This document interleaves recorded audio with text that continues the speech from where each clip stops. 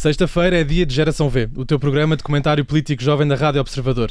Eu sou o Vasco Calhardo, o voto, e neste 4th of July tenho os meus comentadores residentes, Joana Marques Braz e Gonçalo Sousa. How are you doing, guys? Great, Vasco. Thank you so much. Not so great, but Not so great, já vamos falar sobre isso. E esta semana convidámos a Inês Guerreiro, que tem 23 anos e é membro da Comissão Política e do Secretariado da Juventude Comunista Portuguesa e que participou no nosso debate com as juventudes partidárias. Olá, Inês, e bem-vinda novamente ao Geração V. Olá, mas eu não tenho vergonha de falar inglês, malta.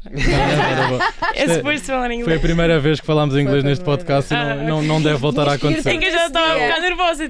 Será que isto vai ser em inglês? Desculpa, não, devia ter avisado antes, mas não te preocupes. Pois bem, arrancou esta semana oficialmente o julgamento de José Sócrates, que vai ter pelo menos 527 testemunhas, não sei se viram isto, 527 testemunhas. E uma dessas testemunhas conhecemos muito bem. António Costa, que foi ministro de Sócrates, primeiro-ministro de Portugal e atualmente presidente do Conselho Europeu, recebeu ontem uma acusação de cobardia do seu antigo chefe, que referiu que foi Costa quem o apresentou a Manuel Pinho. Já na Assembleia da República está a ser votada neste momento, entre outras coisas, a nova Lei da Nacionalidade. Tenho este e muitos outros assuntos para conversar com os meus comentadores, haja tempo suficiente. Joana, começo por ti, que és a nossa jurista. Estás a celebrar finalmente o início do julgamento da Operação Marquês? Bem, eu não sei, é um grande peso aqui comentar a grande operação e o grande caso do Sócrates. Passados tantos anos, não é? Quer dizer, eu estava bem longe de saber que queria estudar Direito quando isto começou Já viste, pensando bem. a acontecer. É verdade. Eu estava mesmo muito longe. Aliás, estava a ter a comunicação quando isto começou. Portanto, apanhei as alturas certas, não é? Porque no início deste julgamento eu acho que a grande questão foi a mediatização deste caso e eu não sou especialmente a favor disso, porque já quando estava a comunicação.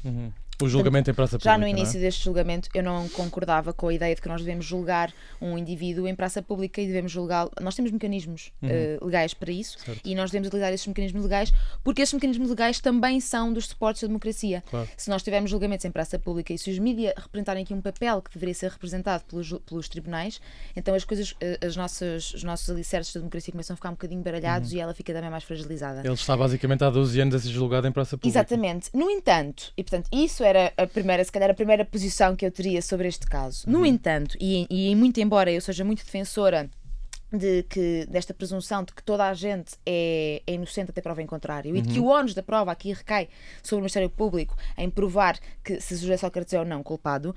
No entanto, não me parece que José Sócrates, neste momento, esteja a ter a conduta necessária ou tudo aquilo que ele possa fazer para ir ao julgamento. Portanto, eu acho que ele está a fazer precisamente o contrário. Portanto, o José Sócrates está a tentar atrasar este julgamento o mais possível. Quer prescrever tudo, não é? Exatamente. Aquilo que ele fez esta semana no Tribunal Europeu dos Direitos Humanos, quer dizer, ele no fundo, ele está a tentar, a meu ver, e eu ouvi o Daniel Oliveira dizer isto ontem, não é isto mal, que era o Sócrates, e gostei muito desta frase, que é o Sócrates, mais do que se querer provar inocente, está-se a querer fazer de vítima. E parece-me que é um bocadinho isto, ou seja, claro que toda a gente tem que ser inocente até provar o contrário. No entanto, acho que neste momento Sócrates não está. Eu se estivesse no lugar dele e se fosse inocente, eu iria tentar ao máximo que o julgamento acontecesse o mais rapidamente possível, porque quem não deve não tem. E portanto vamos embora para provar que, para se provar, não é para ele provar, mas para se provar que eu não fiz nada. No entanto, Sócrates está a fazer precisamente o oposto, depois de dezenas de recursos que já foram apresentadas, depois de ele estar a agir até a desencadear mecanismos europeus para tentar travar isto. Eu acho que, sim senhor, temos que respeitar os mecanismos legais, mas acho que Sócrates neste momento está a ser o primeiro a não fazer isso. Inês, queremos ouvir aqui a tua opinião sobre este julgamento já agora. Sim, eu acho que... O que é que tu achas? Acho que o que é importante é reforçar a justiça e trabalhar a partir da justiça. E isso também é um dos problemas, não só neste caso, mas no geral, que se tem levantado muito da falta de recursos que existe, todos estes problemas. E acho que essa discussão não está desligada também da forma como a justiça tem funcionado. Não é normal estes anos todos, não é? Sim, e depois eu acho que ou seja, que a gente, enquanto fala disto, não fala de outros problemas e de outras coisas que também vamos tendo. Inclusive, em 2014, na altura, o Jerónimo de Sousa fez um comunicado, ou seja, falou sobre esta situação, e ele até tem uma expressão engraçada que fala sobre a promiscuidade entre o poder político e o poder económico e como é que isso leva a todas estas questões. Que depois muitas vezes são focadas em situações específicas no jogo político que especialmente o PS e o PSD acabam por fazer entre si, mas que na prática tem sido comum aos últimos governos e aos políticos do nosso país, e ele diz: o que verificamos é que os governos são meros executantes paus-mandados, eu gosto muito da expressão paus-mandados, feitores da concretização dessa captura, ou seja, da captura do poder político pelo poder económico, que leva a situações de corrupção já com nível sistémico e não como acontecimentos esporádicos. E isto parece-me que há toda esta questão do Sócrates, mas depois também houve simultaneamente os acontecimentos em torno do BES, né, todas as questões da privatização e de uma expressão que a gente também gosta de utilizar, que é socializar a dívida, que os governos gostam muito de socializar a dívida e privatizar o lucro. Pronto, e que isso acaba por ter consequências e causar injustiças. E pronto, opá, e acho que também há uma coisa que a gente tem vindo a afirmar que também se aplica aqui, né? Que é, para os ricos é direitos sem deveres, para os pobres deveres sem direitos. Pronto, e a gente tem ido, infelizmente temos ido nesse sentido, pronto, e acho que o que nós achamos é que isto tem que se resolver, mas o que nós devemos falar é de uma situação muito maior, mais sistémica, que acaba por acontecer no nosso país e que é de uma grande injustiça. Muito bem, obrigado, Inês. Gonçalo. Eu queria só acrescentar aqui uma coisa que a dizer, que é esta questão das mega operações, na verdade vai corroendo um bocadinho a imagem que as pessoas têm dos políticos, não é? E que já não era boa. Já não era boa, mas ou seja, nós temos tantas mega operações, portanto, claro que agora do Sócrates está-se a arrastar durante anos e anos e anos, mas a Tutti Frutti começou agora, quer dizer, os condenados, os acusados saíram agora, os arguidos. No entanto, como depois demora tanto tempo, é tão espalhado no tempo estas mega operações que nunca se resolvem pela complexidade jurídica da coisa. Os políticos continuam nos seus lugares, não é? Normalmente. E a imagem do político é deteriorizada de uma tal forma para a comunidade. Deixam arrastar a coisa, sim. Gonçalo, tu estiveste em live ontem no teu canal. Em live não, mas já fiz alguns vídeos sobre isso. Desculpa, achava que tinha sido em live, por acaso. Não, vai dar ao mesmo. Sócrates. Não, o Sócrates para mim eu tenho que lhe agradecer, não só pelo Magalhães, mas pelo conteúdo que ele me dá. Portanto, tenho que fazer um agradecimento geral, cronológico. Eu achei muita graça, foi com um jornalista, chamou-lhe doutor e tu disseste engenheiro. Exato, depois a interpretação se é ou não, isso já não. Já sabemos que o Vasco é teu público, metes like e subscreves o canal. Todos os dias. Obrigado, Vasco. Nada. Mas relativamente à situação do Sócrates. A Joana tocou aqui num ponto interessante, que é a mediatização do caso em si, porque isso pode levar a condicionamentos da justiça e da decisão judicial perante o caso em si. Isso é verídico. Só que a questão do Sócrates acaba por ser um pouco inevitável. Primeiro porque estamos a falar de um ex-primeiro-ministro e, na realidade portuguesa, os últimos primeiros-ministros, embora com gravidades e situações diferentes, dos últimos 4 que tivemos, só um é que não teve problemas diretos com a justiça, independentemente do desfecho. Passos Coelho. Eu sabia. Até agora. Até agora. Então a Inês, a Joana está só a dizer factos, não é? Mas isto aqui é um facto. Mas nem queria entrar tanto por aí. Mas António Costa não teve nenhum problema com a justiça. Lembras-te daquele último parágrafo que depois veio-se a provar que não era nada com ele? Daí eu ter dito com gravidades diferentes e com desfechos dispares. Atenção, pormenor importante, eu sou cauteloso. Mas continuando com a situação do Sócrates. A realidade é que Sócrates também não ajuda propriamente a que o caso não seja mediatizado. Obviamente que a figura Sócrates gera sempre buzz, visualização e afins. Mas as justificações que eu já ouvi o Sócrates mencionar nos últimos meses, que eu me lembro assim rapidamente, eu vou citar aqui só 2 ou 3.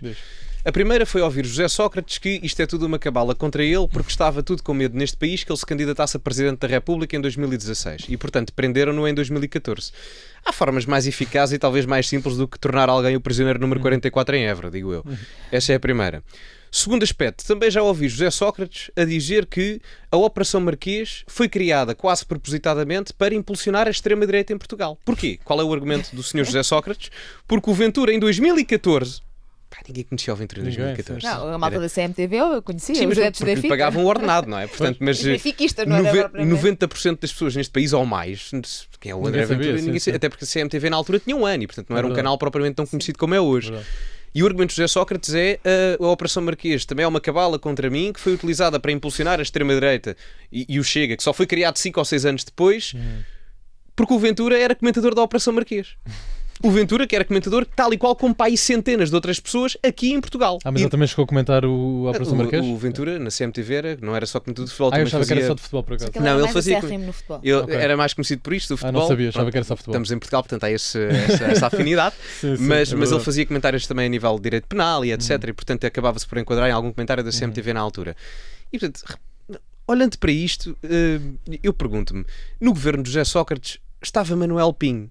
que além de ter alguns comportamentos que podemos considerar obscenos dentro do Parlamento, teve outras condenações a nível de tribunal que se calhar também não são muito favoráveis a José Sócrates. Que também ainda não finalizaram, não é? Também ainda estão... Exatamente. E, portanto, olhando para tudo isto, nós estamos a falar de um envolvimento de capital financeiro a rondar os 34 milhões de euros, com 23 crimes de acusação, em que todos eles rondam à volta de corrupção, falsificação de documentos, branqueamento de capitais. E a questão é, presunção de inocência, correto? Sem dúvida, mas a questão é que estamos a chegar a uma altura em que a credibilidade da crítica, pelo menos do ponto de vista mediático de José Sócrates, é cada vez menor. Mesmo antes da investigação acontecer, da Operação Marquês ser criada, antes disso já existiam suspeitas elevadíssimas dentro do governo de Sócrates, na altura da maioria absoluta. É bom relembrar que há quase 20 anos atrás, na primeira governação de Sócrates, entre 2005 e 2009, já existiam investigações por parte de jornalistas em Portugal que ditavam que José Sócrates tinha alegadamente alguns envolvimentos preocupantes, até a infiltração na justiça e na banca, que alegadamente tinha controle sobre o sistema judicial e o sistema bancário. E, portanto, a partir daí não é só um problema de o público dizer, e tal alega tudo. Isto não é o único problema aqui, é o problema mesmo da separação de poderes. Certo. Porque a partir do momento em que o Primeiro-Ministro, o representante máximo do órgão executivo de órgãos de soberania, se tenta infiltrar no poder judicial, que enfim, todos têm importância na democracia, mas se os tribunais são controlados, tudo o resto vai pelo cano abaixo, então aí temos um problema gravíssimo. Já para não falar de andar a tentar censurar telejornais. Pois. Ele e Augusto Santos Silva. Manuel Moraguetes, sim. Portanto, exatamente. Conseguiu? E conseguiu. Era a mesma coisa que hoje em dia, vamos imaginar em termos Sandra comparativos, Felgueiras. o Marcelo Rebelo de Sousa pedir a algum dos seus assessores em Belém dizer, olha, vai lá pressionar a Sandra Felgueiras porque me fez uma investigação nas gêmeas luso-brasileiras e eu não quero aquilo. Era exatamente a mesma coisa do ponto de vista cronológico. Sim, não pode Portanto, isto acontecer. não é só problemático de temos um primeiro-ministro, claro que é, ou um ex-primeiro-ministro a ser investigado na justiça nesse aspecto. Tudo isso é problemático, certo. Sim. Mas nós tivemos uma altura problemática. Imaginem o escândalo que era. Ainda bem que evoluímos nesse sentido na sociedade portuguesa hoje, quando um representante da República máximo, seja o Presidente da República ou o Primeiro-Ministro, tenta direto ou indiretamente censurar telejornais porque andavam a fazer investigações que alegadamente eram caluniosas e que mais tarde se vem a verificar que havia justificação, pelo menos para uma investigação a mais mediática de sempre no pós-25 de Abril. Sim. Sim, deixa-me só acrescentar Diz, uma Inês. coisa, porque eu acho que, ou seja, este número que o Gonçalo acabou de dizer dos 34 milhões é resultado daquilo que eu estava a colocar. É verdade. Ou seja, nós na prática, ainda agora isto foi uma discussão na Assembleia da República, só em 2024 não foram 34, foram 8 mil milhões de euros só a sair do país em benefícios fiscais. Pois. E é interessante porque eles estão nos jogos políticos entre si, mas depois convergem todos em ocultar e em esconder estas coisas que se estão a passar e que em si também, quer dizer, há maior corrupção do que isto. E revela esta promiscuidade que existe e os interesses que eles acabam por estar a defender lá. Ou seja, este é um problema gigante. Isto estava para assegurar uma rede pública de creches para as crianças. Sim. Eles, estás a dizer, os partidos do sistema, PSD e PS? Ou... E também, ou seja, o Chega, a Os Iniciativa Liberal, neoliberais. Os neoliberais. acabam por ocultar isto. Isto não é um tópico, não é uma questão. Não Numa se fala. própria comunicação social não fala disto. Ou seja, torna-se um problema os casos individuais de determinados políticos, mas era o que eu estava a colocar. É uma questão sistémica. Muito mais importante para... Sim, que dificilmente passa nas televisões e as pessoas ouvem, né? Este dinheiro que está a sair do nosso país e que faz muita falta. Deixa-me só dar aqui um parecer. Gonçalo? Eu não sou contra benefícios fiscais quando eles efetivamente resultam para a questão da classe média. Agora, concordando claramente com a crítica mais à esquerda que muitas vezes é feita, o benefício fiscal que muitas vezes é feito em Portugal, e não só, mas tem muita questão de proveito próprio. Pois, E por isso é que depois se dá muita questão de caso de corrupção. claro. E não só. Mas isso é verdade no sentido da crítica. Joana, eu queria te perguntar o que é que queria vocês falar falassem sobre esta acusação de António Costa. Não, eu queria Estavam à falar de espera? uma coisa especificamente que não queria que passasse em branco aqui nesta semana, que é Fala. a oposição de Luís Montenegro à declaração dos rendimentos dele. pois é, E, não- portanto, Pois eu foi, acho pois que no foi. meio desta situação toda e no meio de nós Expliquem-me isso. Ou Porque, seja, qual é o para racional? Já quero só dar um parabéns aqui ao Gonçalo, porque a quantidade de vezes que disseste a palavra alegadamente. Eu tenho que me, bem. eu tenho que me E bem, proteger. tens Está a Vocês ficar Vocês habituado, sabem. não é? Nós estamos Tenho aqui numa que proteger. rádio. Mas Isto é de passar tanto tempo como jurista, portanto, assim mesmo legalmente, dá sim, jeito. sim. está tudo bem, Maravilha. com esse alegadamente Estou conseguimos protegido, proteger. exatamente. A questão é, o Luís Montenegro, portanto, neste momento está a ser feita uma investigação a Luís Montenegro, dá-me também aqui uma ajuda, por causa da Comissão de Exatamente. Transparência está a fazer uma investigação a Luís Montenegro, no fundo para perceber se há aqui algum caso de conflito de interesses ou de corrupção ou de má conduta No caso da empresa Spinum Viva, que recordo que foi aquele que nos levou a eleições, não é? Sim. Pronto. E muito embora o povo tenha votado nos Montenegro, isso não significa que ele seja inocente. Claro. Porque nós também temos um Exaltino Moraes que continua e não é porque as pessoas continuam a votar nele que ele é inocente, não é? Ainda agora houve buscas em Oeiras a semana passada. Exatamente. Ou há 2 semanas. Isto é que esta semana foi sempre a acontecer. E aquilo que nós que estávamos a falar, do facto das mega operações demorarem tanto tempo e dos casos tão mediáticos e com os políticos demorarem tanto tempo e arrastarem tanto tempo na justiça, e que isso também contribui para o estrago na imagem de um político e dos políticos no geral. Luís Montenegro agora está a ser investigado e ele disse, não sei se recordam, que disse que era um livro aberto, que não havia ninguém naquela Pois, por isso é Câmara. que eu estranhei. Ele dentro da Assembleia disse, não há ninguém nesta Câmara que seja tão transparente quanto eu e não sei o quê, não sei o que Responda a mais. tudo. Eu respondo a tudo, eu não tenho mais do que fazer do que responder às vossas perguntas para os jornalistas, mas eu respondo quando for preciso. Não, Pronto, mais e que agora- fazer era aos deputados, não era aos jornalistas, deputados, acho pois eu, era. era aos deputados. Que eu Mas acho que ainda é agora- pior, não é? É pior. É, Acho que é pior. exato. Aos deputados é que tens mesmo que responder Exato. também. Mas agora- Aos jornalistas também, obviamente. Mas acho que os deputados ainda é mais grave. Epá, Sim. e ele agora vem, portanto, depois deste escândalo todo, deste bradar aos céus, que era a pessoa mais transparente e mais incrível que existia no Parlamento, não havia ninguém no Parlamento, não havia uma alma no Parlamento que fosse mais transparente do que ele. Pronto, e agora pedem a declaração dos rendimentos dele e ele diz que não. E porquê? Diz que não, é porque diz li... que pode levantar inconstitucionalidade e vai mandar aquilo para o Tribunal Constitucional. Não é? É isto? É basicamente mandar de ao forma pedido. sucinta, e agora o que o Tribunal Constitucional vai analisar é se o pedido de recusa da apresentação de prova de Montenegro é válido ou não. Ou seja, na verdade, pediram ao Montenegro a declaração dele para ver quais foram os rendimentos dele, porque só Certo. assim é que conseguem Não, e os perceber- trabalhos feitos também, não é? Que Exatamente. isso também era uma grande dúvida. Para Ok, há perceber- clientes, mas e houve trabalho, Exatamente, para efetivamente. perceber qual foi o rendimento que o Luís Montenegro teve, de que empresas é que vieram, Exato. pronto, para se analisar completamente as contas do Primeiro-Ministro. Pronto, quando há aqui esta questão da empresa e desta possível também questão de conflito de interesses de trabalhar num sítio quando ele requer exclusividade no cargo de Primeiro-Ministro. Portanto, perante isto ele disse que não, e agora o Tribunal Constitucional vai ter que averiguar se efetivamente o pedido tem que ser é válido, foi válido como foi feito, e se Luís Montenegro realmente é obrigado a dar a declaração ou não. Portanto, andamos aqui em mesquinhices, desculpem a expressão, mas é verdade, porque sim, senhor, toda a gente tem o direito de fazer valer os seus direitos. Passo o plenário, mas é isto, toda a gente tem o direito de fazer valer os seus direitos concretos. Sim, senhor. No entanto, então Luís Montenegro não tinha nada que ter vindo dizer há não sei quantos meses que era a pessoa mais transparente Exato. do mundo. Se é a pessoa mais transparente do mundo, apresenta a declaração aos meios de comunicação e a toda a gente. Sim. Deixa-me só dar uma nota. Muito rápido, Não temos é Sim, a Sim, só para comunicação terminar. não, mas há a Comissão de Transparência. O Tribunal Constitucional, se negar este pedido de apresentação de prova de Luís Montenegro, ele se recusar, o Luís Montenegro não só é obrigado a apresentar as provas, como também, se não as apresentar, está sujeito a coimas elevadas Está a e a incorrer consequências num crime de desobediência. ilícitos. Exatamente. E crimes Inês, de o que é que tu desobediência. achas desta recusa de transparência do nosso Primeiro-Ministro? Não sei. Acho que se ele tiver coimas vai ter dinheiro para as pagar.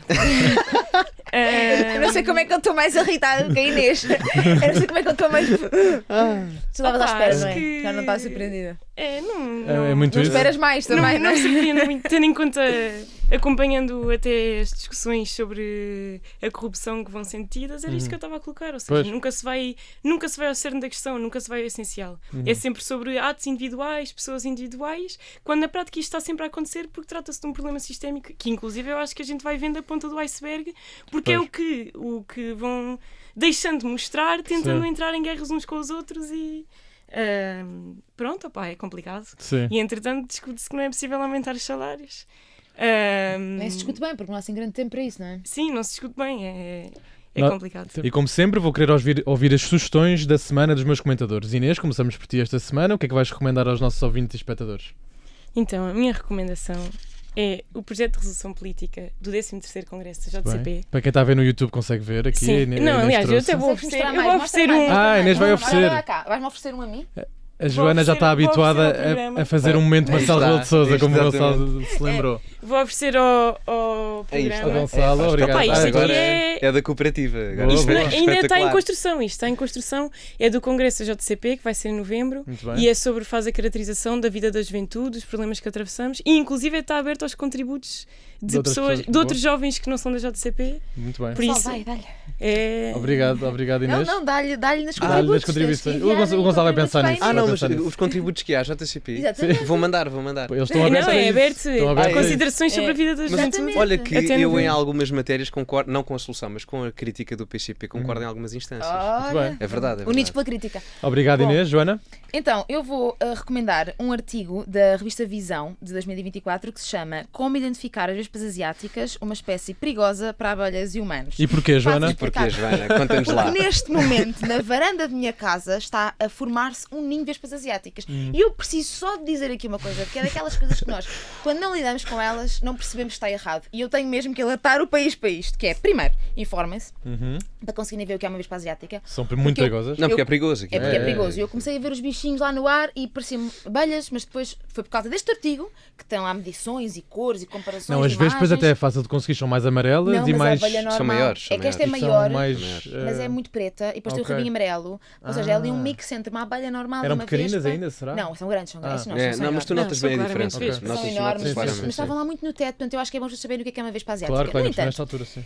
eu liguei, portanto, eu não sabia o que fazer quando com a vespa asiática e também vou explicar às pessoas o que é que elas têm que fazer. Muito bem, E muito didático. Pus no Google, porque eu achava que uma vespa asiática era capaz de matar uma pessoa. Se calhar é ignorância da minha parte. Eu não achava que uma era capaz, mas achava que algumas. E eu acho que tu percebes-me, Gonçalo, não é? Sim. Porque nós temos os dois muito medo Sim, destas sim, coisas. Tivemos aí uma Gonçalo situação também não uma gosta. vez Pá, num eu jantar com uma prefiro vespa lutar com um asiática. cão na rua Fogo. do que propriamente com Uma uma vespa vespa asiática, asiática. E então eu liguei, meti no Google o que é que eu devia fazer e mandaram-me ligar para uma linha do país, que é gerida pela GNR, que é uma linha que se chama Linha SOS Ambiente e Território. É uma linha de SOS, malta, é um 808.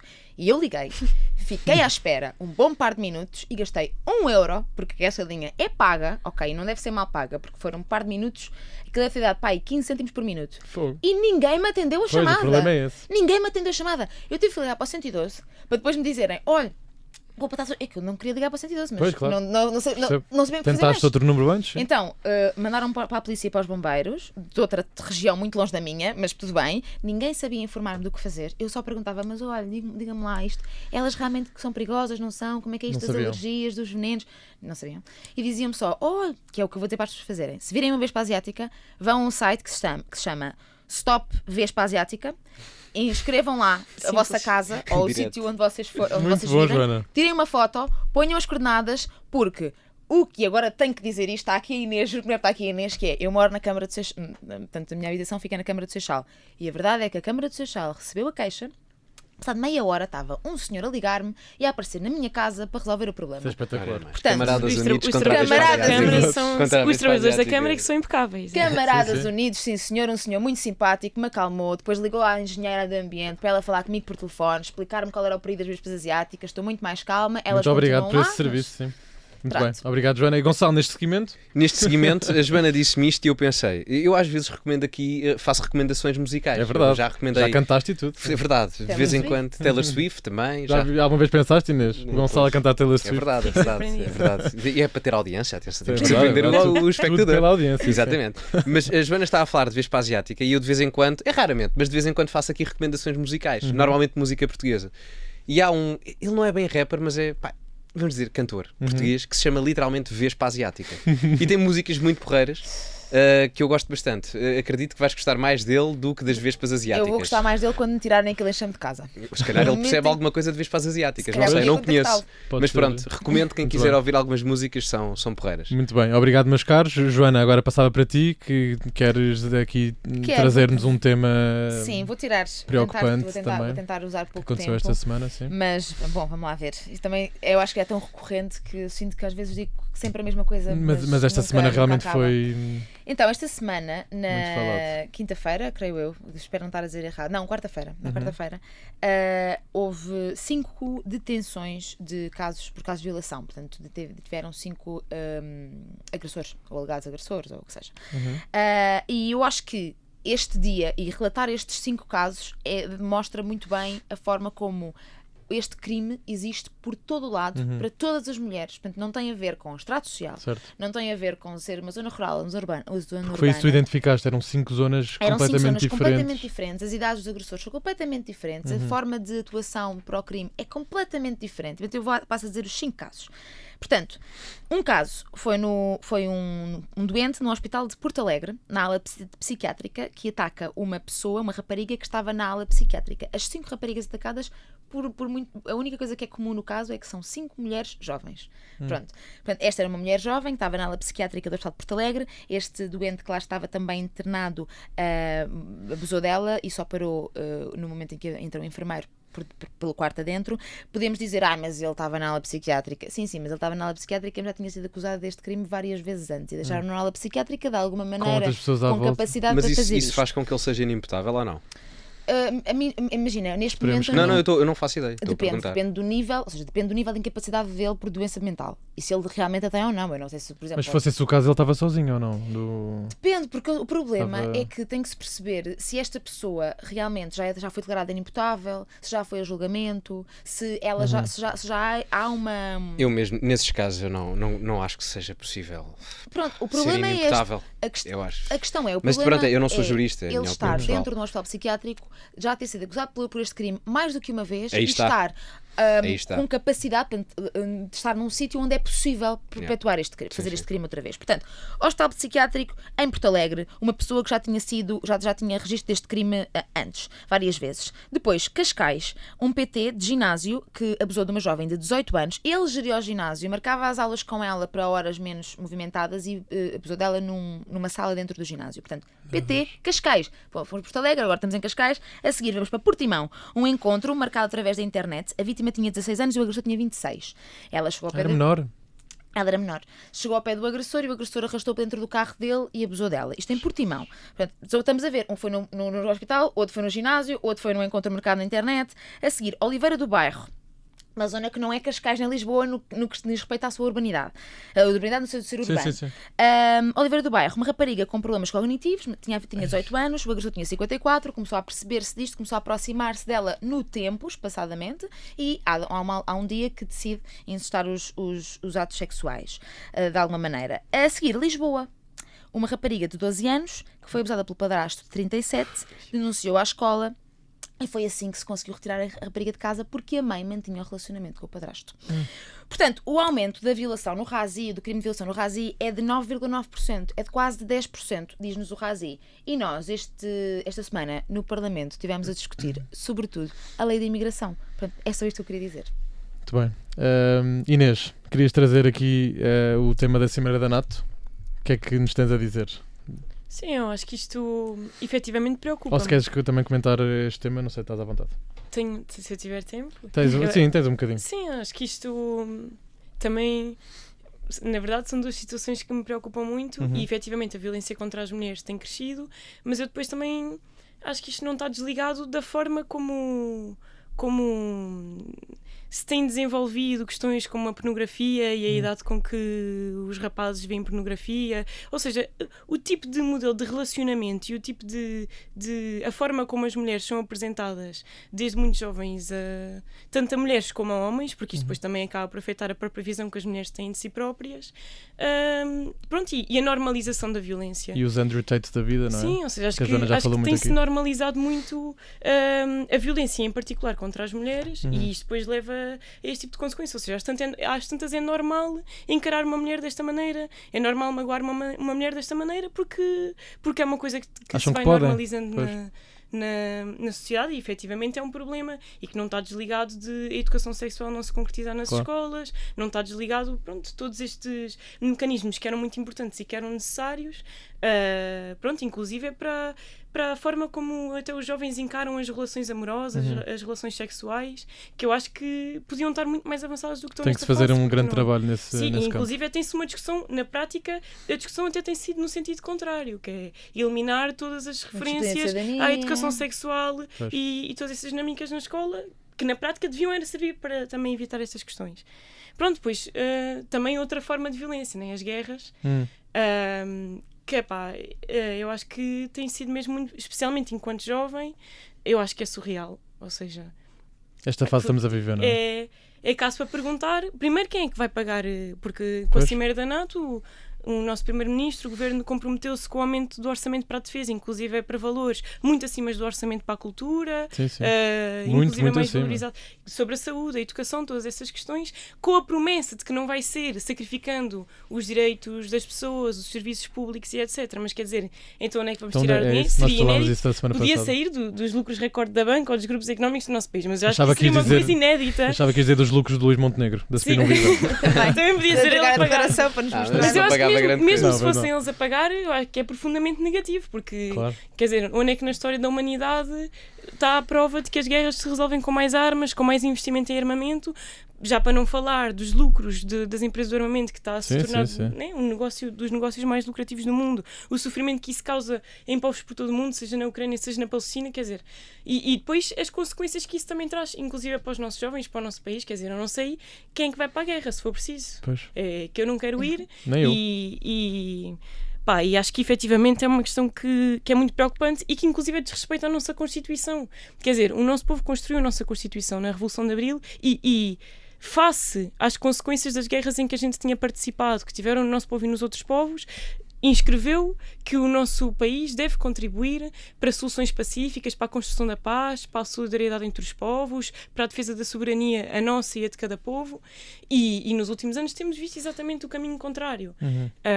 E é um desrespeito muito grande pelo nosso povo, pela juventude, por quem fez o 25 de Abril, por quem conseguiu pôr fim às guerras, e quer dizer, e nós parece que nos esquecemos que houve um momento, particularmente a seguir à Segunda Guerra Mundial, em que os povos, independentemente das suas ideologias, Certo. da sua forma de Uniram-se. organização, decidiram que íamos construir a paz. Que não e que queríamos ia mais haver guerras. espaço Sim. para vivermos em paz. E, portanto, se isso era possível na altura, agora também é.